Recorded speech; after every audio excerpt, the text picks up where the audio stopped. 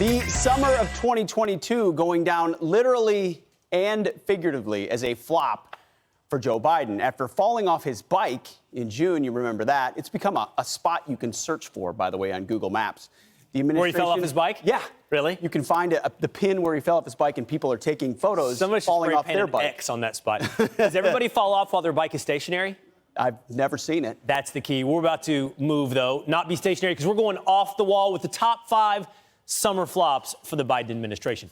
Let's start with this. Flop, revelation, you make the call. You know, of course, that the Biden administration, and Joe Biden in particular, we could play the video of this, has denied knowing anything or having any connection to all of the Hunter Biden scandals. He has denied being involved in any of the transactions. But in June, there was a New York Times article that finally looked into this a little bit, Pete. And it's interesting. Coming out of that article, Joe Biden made a statement privately, and it was obtained by the Daily Mail, a voicemail from Joe Biden to who? To Hunter Biden, who was the subject of that New York Times article. Here's what the big guy wanted to relay to his son, who he never talks to about his business dealings. He said, "I thought the article released online, it's going to be printed tomorrow in the Times, was good. I think you're clear." Clear what? I think you're clear of what? Clear. Cleared of There's nothing. activity, engagement? Nothing to see here. Nothing to see here. But you're clear. But you're clear. And we've never talked about it. Now, this was just the start of a summer of flops for the Biden administration. And it wasn't limited to the big man himself, the big guy himself, Joe Biden. How about his vice president, Kamala Harris, who's a walking flop? Of course, this is just a small sampling. You need to get to go.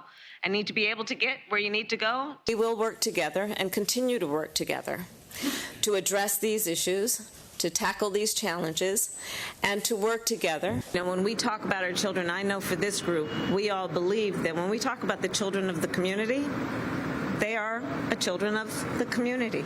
Now, you know, Pete, when we go off the wall, what we're talking about is literally going off the wall. Like, this is off. Everybody knows when you're off the wall, you're off the wall. It could go off the rails. And that's what they know about Kamala Harris. Not just Joe Biden, Kamala Harris. They want to put her out there because the big guy can't really give speeches, but she can't either. So when they try to improve her poll ratings, they do so by keeping her out of public view, just like Joe Biden. But it's no better behind the scenes, Will. You know, that's what you see on camera. But working for Kamala Harris, tricky business these days. Well, I mean, if the children of the community, you all know, the children of the community, well, you know the thing. Are the children of the community. Let's keep going, because you can go outside of the West Wing as well. How about our Transportation Secretary, Pete Buttigieg? Pete Buttigieg has admitted that, for example, Governor of California Gavin Newsom's plans to force everybody. I'm sorry, I've got one ahead of us. You did. I jumped ahead. This is Rochelle Walensky. You're getting ahead to the good stuff.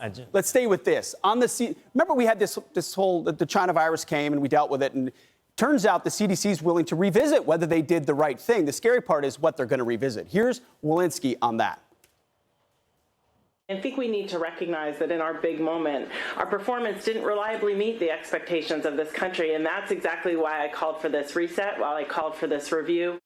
So they admitted they didn't meet the moment, Will. No, they did not meet the moment. Whether it's come from or about vaccines, masks, vaccine efficacy, and need for children, there needs to be a full accountability with the CDC, and Walensky making this statement is just the beginning. Here's the scary part, is that they're admitting they didn't meet the moment, but would their reaction have been more authoritarian and more draconian from the beginning because they thought the result was it was too piecemeal and not clear enough about information? That's kind of the scary part. We're still getting information about how big of a role they played in censoring information along with big tech on behalf of. Now, let's get to your favorite. I jumped the gun, but now we're literally here for our Transportation Secretary, Pete Buttigieg, who seems to understand the exact problem that has been presented, for example, in California with Governor Gavin Newsom.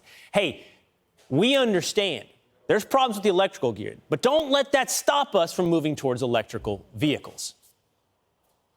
Believe that infrastructure includes electrical infrastructure and argued for that to be included. Look, the fact that people who have electric vehicles are going to use more electricity can't be a reason to give up.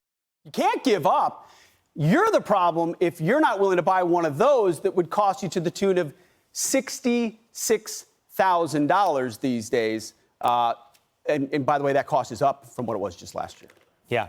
Don't let the fact that we don't have the electrical backing, the system, the grid, stop you from buying an electrical car, even if you can't plug it in. And we will shame you until you buy one, even if you can't afford it, even though once you get it, you can't plug it in California because of blackouts and brownouts, but you can't say that anymore because it's racist. And that's then what they tell us. Perhaps the biggest flop of the summer, the continued pursuit of redefining every single word that stands in your way. And this summer, it was at times man, woman, that type of thing. But the big one, the one that took the cake, was let's redefine what is a recession. What a recession really means is a broad-based contraction in the economy. And even if that number is negative, we are not in a recession now. We're not going to be in a recession, in my view. The idea that 2 quarters of negative GDP growth is a technical definition of a recession is wrong. It's just wrong. Did you? You took an economics course. So did I. If you were to take match definitions with words, 2 quarters of negative GDP growth equals. If you inserted recession in that class, you would be correct, but not to them. No. Change the words, change the definition. It's technical definition. It's wrong. That's not really what a recession is. By the way, 44% of economists project a recession, that we're currently in a recession.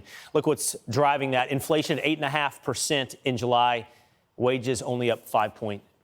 It's not a good gap right there. By the way, under the previous administration, numbers like this were reversed. So people were making more money. Working class folks were better off.